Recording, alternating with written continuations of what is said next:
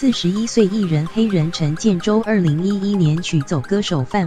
玮琪，婚后生下双胞胎兄弟菲菲、翔翔，一家幸福。岂料近日黑人居然在 IG 上晒出前女友照片，不少网友看完还惊呼也太美了吧！黑人昨天31日在 IG 上突然晒出前女友照片，原来这个前女友就是现任老婆范，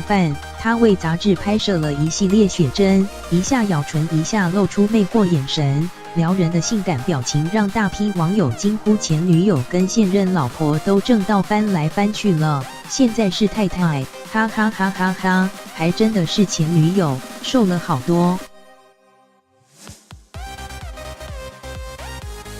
黑人随后也放上一张带着全家和保姆小亨宝背着行囊准备出游的照片。他宣告开启春节旅游模式，透露要带全家人出去旅行，也提前祝福粉丝们新年快乐。